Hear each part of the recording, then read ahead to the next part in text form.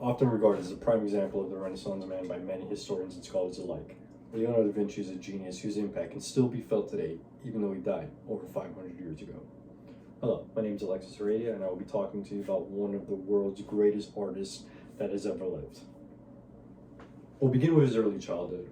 According to the book Leonardo da Vinci, The Marvelous Works of Nature and Man, he was born on April 15th, 1452.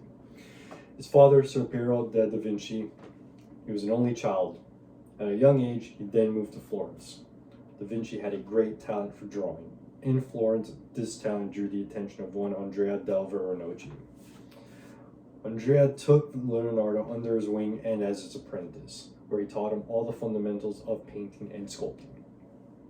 In 1472, Leonardo da Vinci was entered into the Florence's Painting Guild.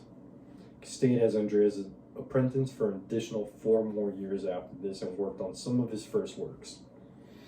He didn't have the most interesting childhood, but this childhood did help shape him to become the man that we would all know around the world. Leonardo da Vinci began his first studio at the year 1478. He was commissioned his first altarpiece, which he did not finish. This would become a common theme with his work, where he would begin something and not finish it.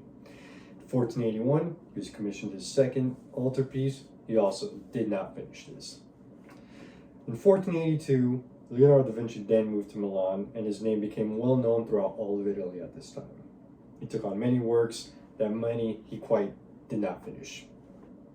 It's during this time he stopped being a Florentine painter and began his own style of painting, and which is what put him different from everybody else. In 1493, he began one of his most famous works, The Last Supper. This was very different from a lot of the art that was happening during the time, which would be more portraits, very still.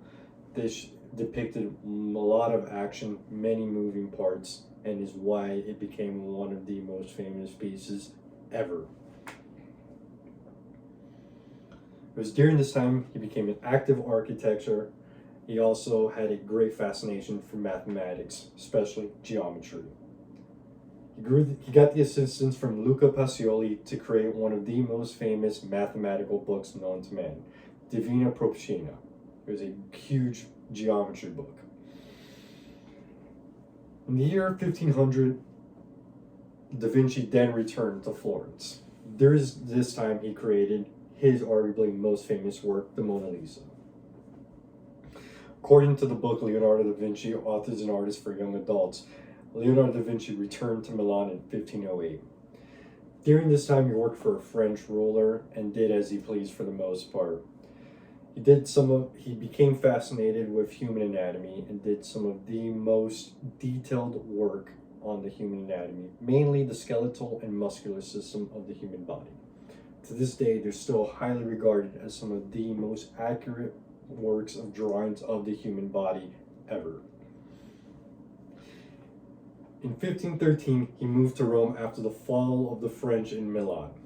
He created a workshop in Rome, but didn't do quite a lot of work, as the younger generation had begun doing a lot of the work in Rome, which these guys were Michelangelo and Raphael. In 1516, Leonardo da Vinci would then relocate for the last time to France now.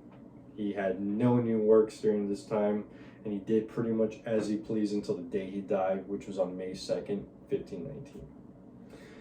Leonardo da Vinci was an incredible man who excelled at everything he put his mind to, but this also lack of focus helped in his inability to finish a lot of his works, and compared to many of his contemporaries, he did not have nearly as many works as most of them, but where he lacked in quantity, he made up in quality.